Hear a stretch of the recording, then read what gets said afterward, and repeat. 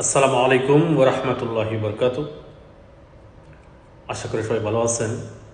একটা জিনিস ইয়াদ রাখবেন, উঁচুতে উঠতে গেলে চুপ থাকতে হয়। কারণ যে মানুষ পাহাড়ে উঠে সেই মানুষ কিন্তু নিচের আওয়াজ বা শব্দ শুনে না। আপনার যাত্রা, আপনার উচ্চতা সবার বোঝার কোনো দরকার নেই। সবাইকে সন্তুষ্ট করতেও যাবেন না। নিজেকে তৈরি করেন, বাকি সবাই একদিন চুপ হয়ে যাবে ঠিকই। আমি একটা কথা সবার উদ্দেশ্যে বলতে চাই যে, মাই ডিয়ার ফ্রেন্ডস, জীবনে প্রতিষ্ঠিত হতে হলে আপনাকে প্রথমত অপমান হইতে হবে, ব্যর্থতা ফেস করতে হবে, আপনাকে দিনের পর দিন স্ট্রাগল করতে হবে। কারণ এই কথাটা আমরা সবাই জানি যে পরিশ্রমের কোনো বিকল্প নেই। এই জন্য পরিশ্রম করেন ভাই, পরিশ্রম করেন। পরিশ্রম একদিন রং নিয়ে আসবে।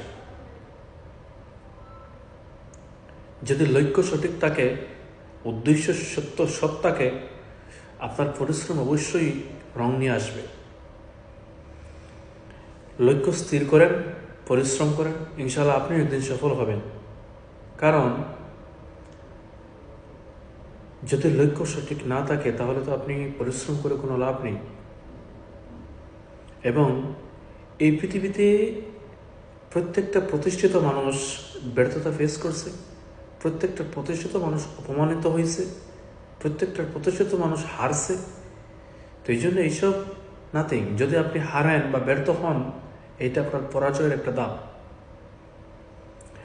আপনি বিজয়ী।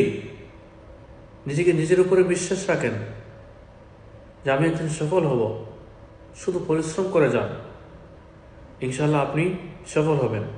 এবং অনেকে আছে বলে, ভাই এটা তো আপনার ভাগ্য ভালো তাই আপনি পেয়ে গেছেন, ভাগ্য ভালো সে বড়লোক হয়ে গেছে। এটা ভুল কথা।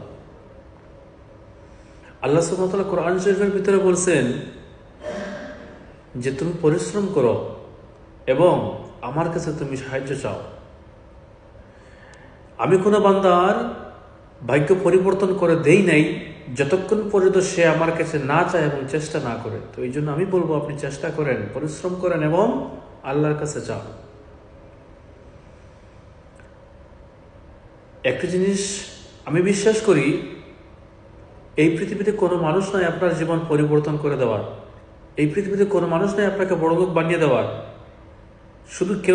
যদি কেউ তাকে, সে হচ্ছে আপনি।